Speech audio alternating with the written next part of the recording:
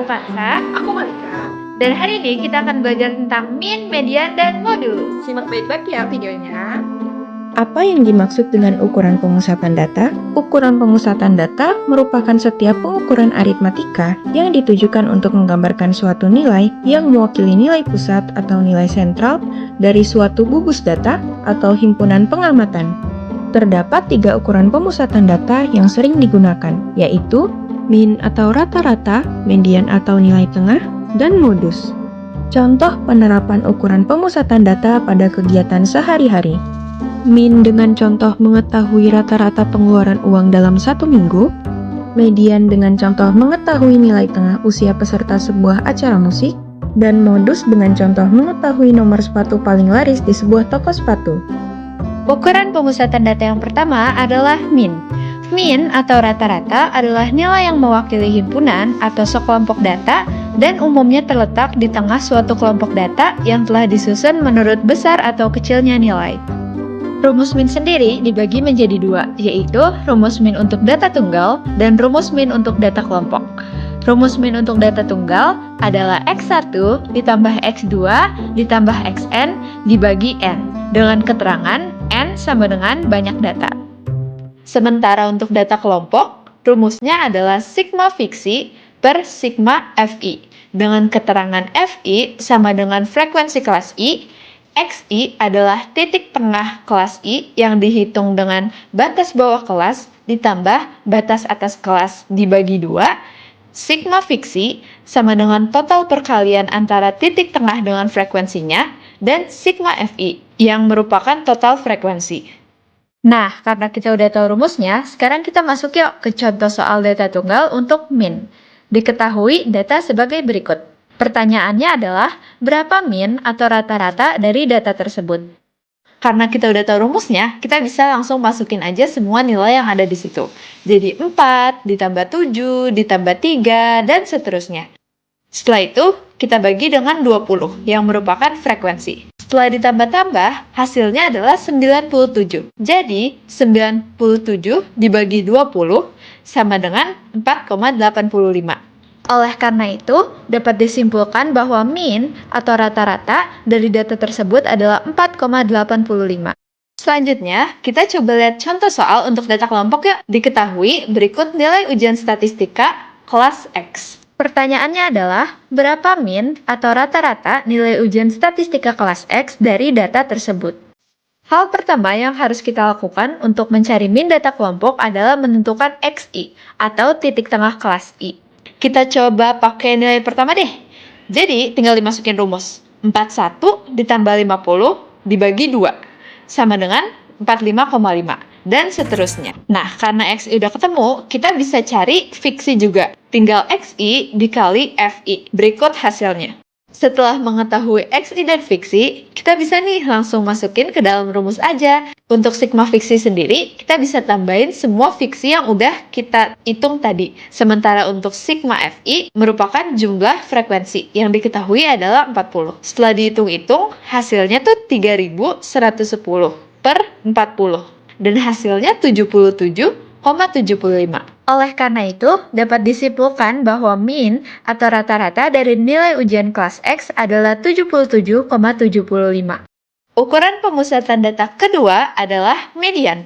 Median ini adalah nilai yang ada di tengah sekelompok nilai yang telah diurutkan dari yang terkecil X1 sampai dengan yang terbesar atau Xn. Median ini juga punya rumus data kelompok loh, yaitu L ditambah N per 2 dikurang F per Fm dikali C, dengan keterangan L sama dengan batas bawah kelas median, N adalah jumlah data frekuensi, F adalah frekuensi kumulatif sebelum kelas median, Fm frekuensi kelas median, dan C sama dengan panjang interval kelas. Selanjutnya, kita lihat contoh soal data tunggal untuk median yuk. Untuk contoh soal ini akan aku bagi menjadi 2, yaitu dengan sampel ganjil dan untuk sampel genap. Pertama, kita lihat yang sampel ganjil dulu yuk. Diketahui data sebagai berikut. Berapa median atau nilai tengah data tersebut? Hal pertama yang harus kita lakukan adalah mengurutkan dari yang paling kecil hingga yang paling besar. Diketahui bahwa data tersebut jumlahnya ada 19. Oleh karena itu, median dari data tersebut terletak pada nilai ke-10 karena berada di tengah-tengah.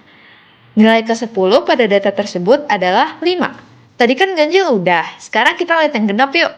Diketahui data sebagai berikut. Pertanyaannya adalah, berapa median atau nilai tengah dari data tersebut?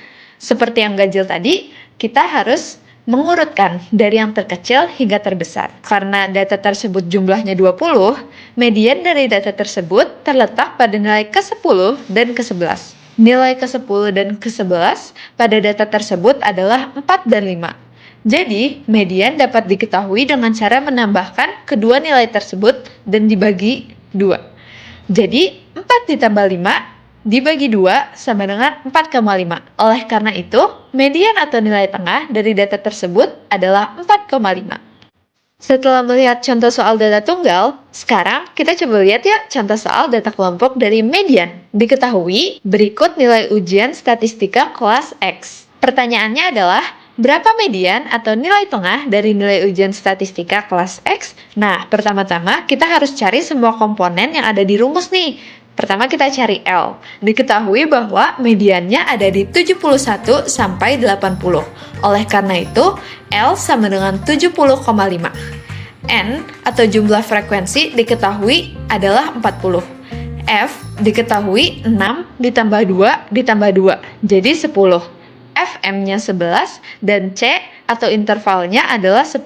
Setelah mengetahui semua komponen yang ada, kita bisa langsung masukin ke rumus. Jadi, 70,5 ditambah 40 dibagi 2 dikurang 10 per 11 dikali 10.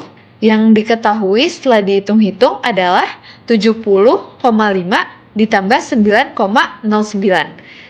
Jika ditambahkan, hasilnya adalah 79,59. Oleh karena itu, dapat diketahui bahwa median atau nilai tengah dari nilai ujian kelas X adalah 79,59. Ukuran pemusatan data yang ketiga adalah modus.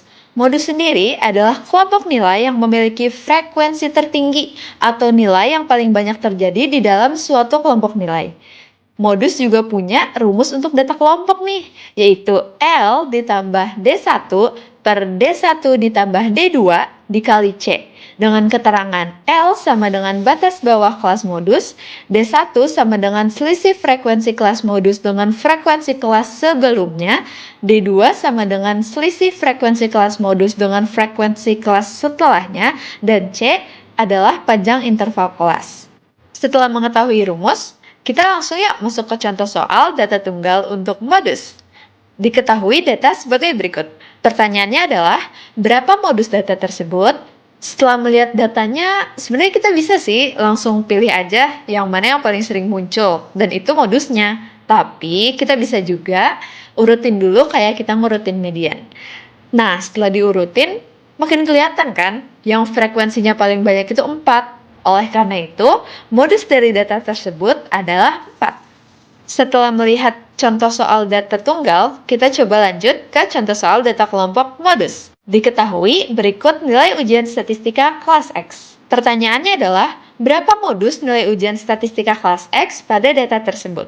Nah, kita pertama-tama harus cari semua komponen yang ada nih, kayak median tadi. Pertama-tama kita cari L terlebih dahulu. Setelah kita lihat frekuensinya, ternyata paling banyak tuh 13. Berarti modusnya ada di 81 sampai 90. Oleh karena itu, L sama dengan 80,5. D1 bisa kita cari dengan melihat selisih 13 dan 11, yaitu 2. Dan D2 dapat dilihat dari selisih 13 dan 6, yaitu 7. Sementara interval atau C sama dengan 10. Oleh karena itu, kita bisa langsung masukin semuanya ke rumus. Jadi, 80,5 ditambah 2 per 2 tambah 7 dikali 10. Setelah dihitung-hitung, hasilnya adalah 80,5 ditambah 2,2.